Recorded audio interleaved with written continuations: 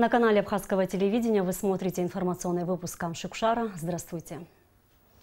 Первому президенту Академии наук Абхазии, доктору филологических наук, профессору, академику Шоте Константиновичу Арста в этом году исполнилось 90 лет.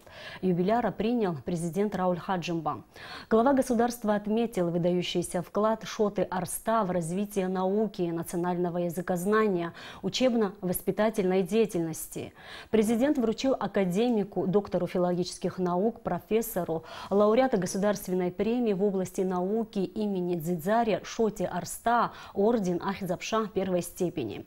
Шота Арста поблагодарил президента за прием и за высокую награду, отметив, что человеку одному трудно добиться в науке успехов, необходима поддержка. Как подчеркнул академик, эта награда принадлежит не только ему, но и всем ученым Академии наук Абхазии.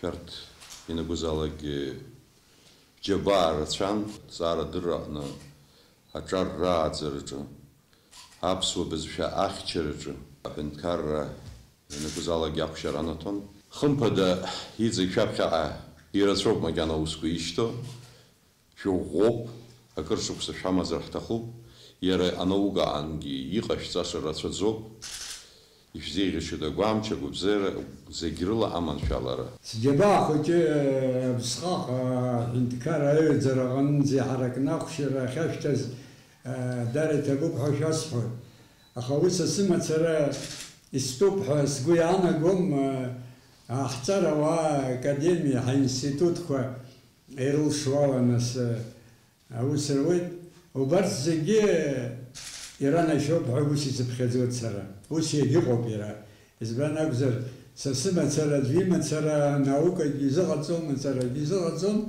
أرا يغونا عيد خرارة تخو بحراسة تخوي وبرا إيرلش زخوتي وبريجي درش خاجي إنيوي تبريد أخشر دوي غشتس. Президент Торгово-промышленной палаты Абхазии Тамила Мирцхулава принимает участие в 11-м Всемирном конгрессе торговых палат, который проходит в столице Бразилии Рио-де-Жанейро, сообщает пресс-служба ТПП.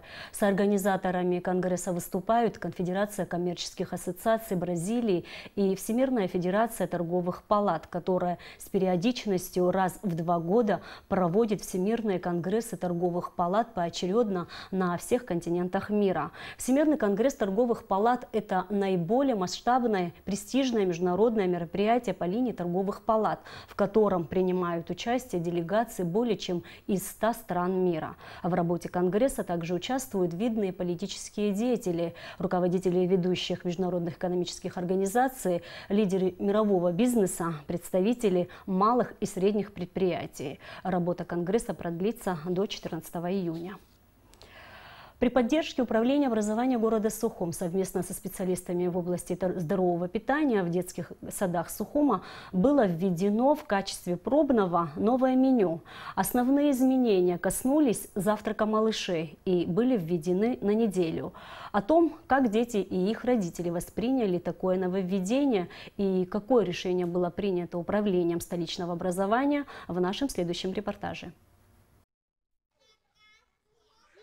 Дети – будущее страны, и, конечно же, заботиться о здоровье подрастающего поколения нужно с детства. Ведь то, что входит в рацион питания малышей, отражается на здоровье ребенка в будущем. По словам специалистов, именно в дошкольные годы появляются и развиваются болезни пищеварительной и нервной системы, сердечная недостаточность, избыточный вес и другие заболевания.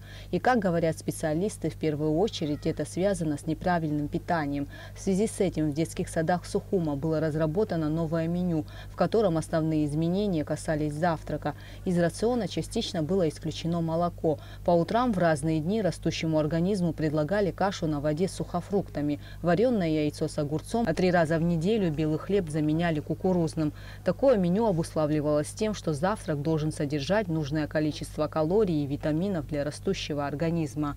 Пробное меню было введено всего лишь на неделю, для того, чтобы узнать, как малыши воспримут такое нововведение. По словам словам заведующей детским садом «Улыбка» Альдуны Амичева, вопрос здорового питания актуален в любом возрасте. И, конечно, малышей надо приучать к здоровой пище с раннего детства. Я бы не сказала, что дети совсем отказались от новой еды. Яйцо с огурцом они с удовольствием поели, омлет с горошком они безупречно поели.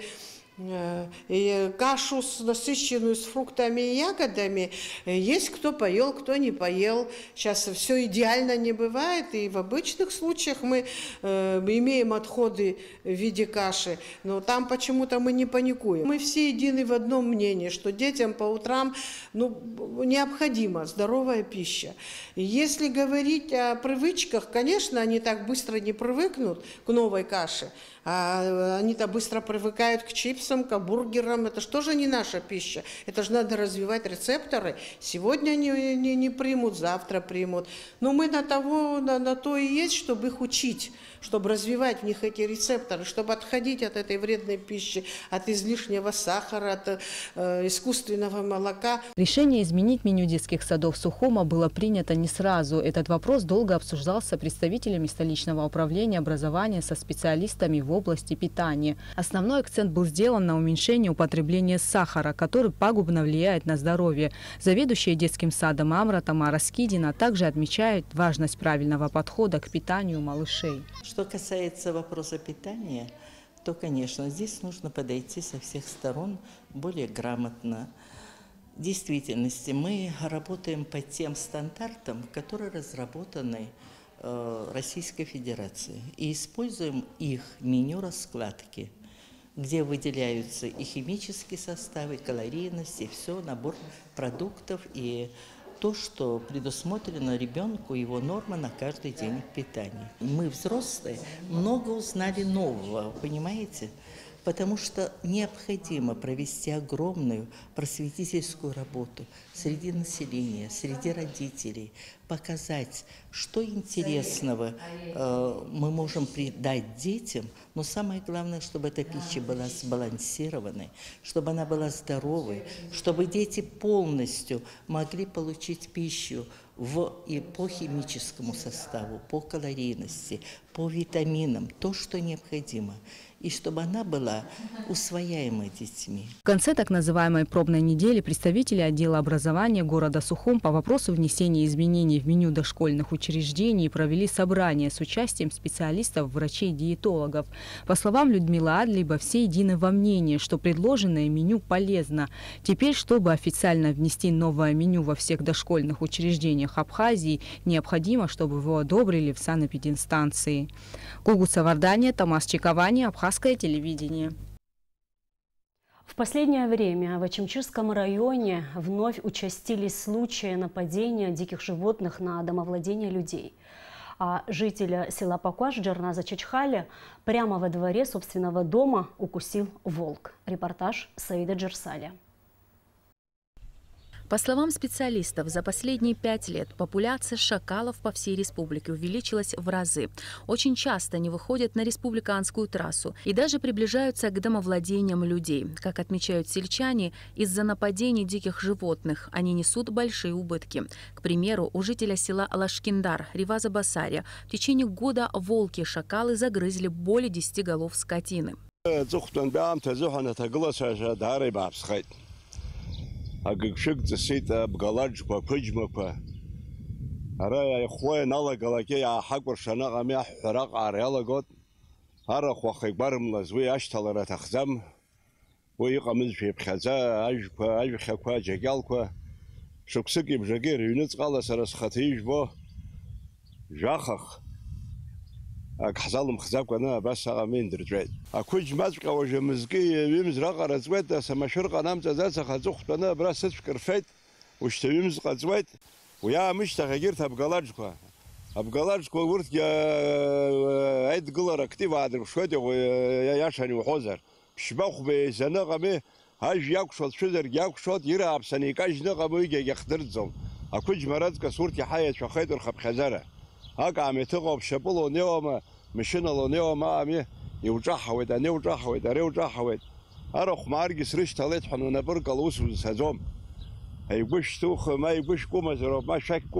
последнее время в Очимчирском районе также зафиксированы случаи нападения диких животных на людей. Так, недавно жителя села Пакуаш Джарназа Чичхаля прямо во дворе собственного дома укусил волк. В селе Паквеши, в Очимчирском районе, в семье Чичхаля Джарнаса был произведен укус шакала. Мы его отправили в больницу, конечно, как полагается. И ветеринарная служба, конечно, сразу же приняли все необходимые меры. Они проводили массовую вакцинацию крупным рогатым скотам в этом же селе. И уже как-то по объему, пошире взяли на обработку, провакцинировать пушных животных, то есть собак-кошек. Я хочу обратиться к нашему населению, к нашему народу, чтобы к этому очень серьезно отнеслись.